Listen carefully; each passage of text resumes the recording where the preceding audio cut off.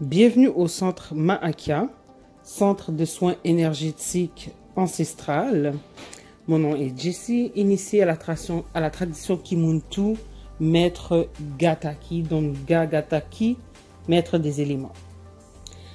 Je vous invite aujourd'hui à ma conférence de demain qui aura lieu samedi le 1er août à 11 h. Et cette conférence aura pour but, mais déjà s'intitule Retour aux racines ancestrales, famille religieuse, comment faire? Alors le but c'est pas de vous dire quoi faire, hein. On s'entend, j'ai pas de technique. Si on avait des techniques pour pouvoir parler à nos familles, que nous puissions avoir une communication nette et claire, et que nous vivions dans une symbiose parfaite, parce que tout le monde respectait les expériences de chacun et chacune, on n'en serait pas là aujourd'hui.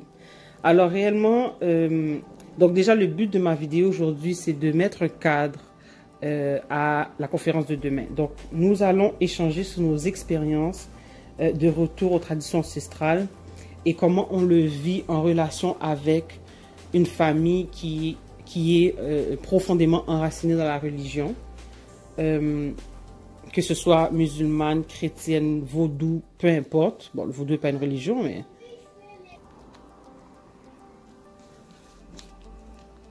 Donc, que nous ayons un mari, une femme, des enfants, des grands-parents qui ne partagent pas ou qui refusent catégoriquement le chemin que nous entreprenons, que certains d'entre nous déjà soit entreprend ou veut entreprendre.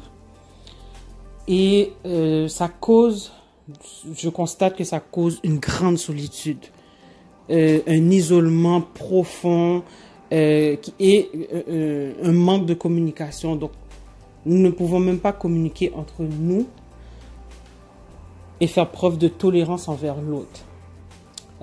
Aujourd'hui, au fait demain, je veux donner la plateforme, la parole à ceux qui vivent ce retour fantastique aux traditions ancestrales, mais qui sont obligés de le vivre sous le sceau de l'anonymat.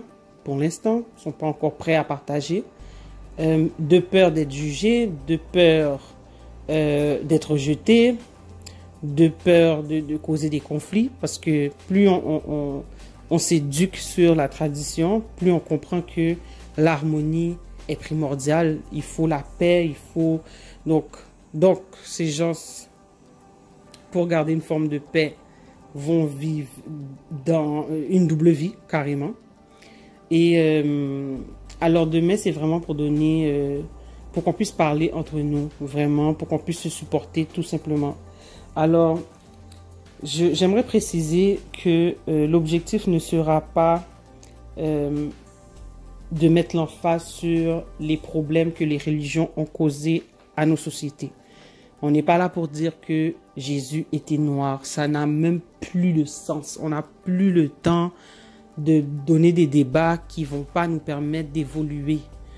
L'objectif, c'est de parler dans le but d'avancer, dans le but de s'unir. C'est une démarche d'unification et non de division.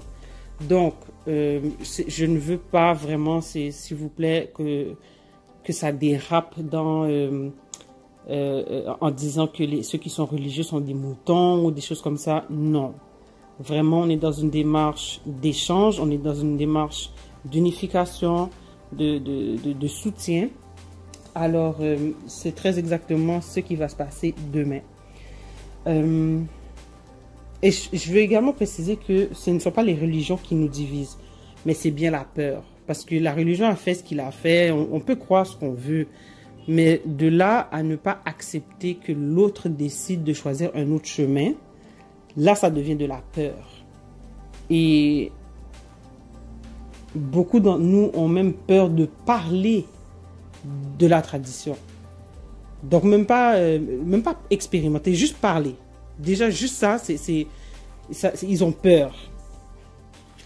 Et c'est normal, parce que pendant des siècles, il y a eu un effort incroyable, douloureux même. Les religions nous ont été imposées de force. et la douleur reste. Notre corps est composé d'eau et la douleur reste dans la mémoire de notre corps d'eau, transmis dans notre ADN, et l'ADN se transmet de génération en génération. C'est-à-dire que c'est pas avec un débat spirituel qu'on va réussir à changer l'information stockée dans le corps d'eau ou l'ADN de quelqu'un.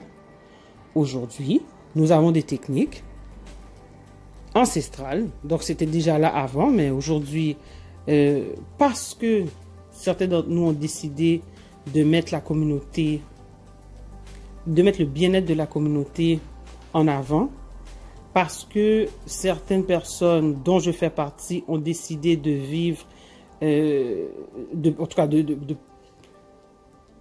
d'adhérer et de maintenir une vie d'équilibre dans l'amour de soi et de son prochain.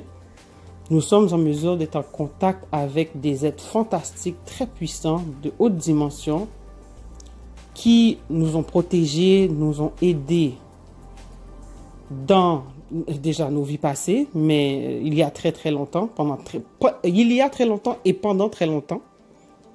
Pendant plus de 10 000 ans, nos sociétés étaient protégées par des êtres supérieurs, dont Nkosi, que les Grecs ont repris et ont renommé Sekhmet.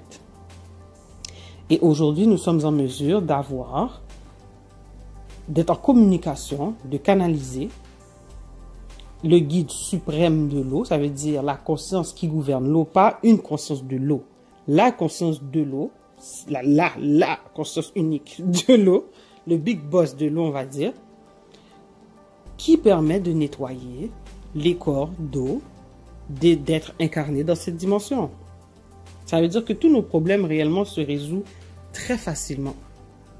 Si on le veut.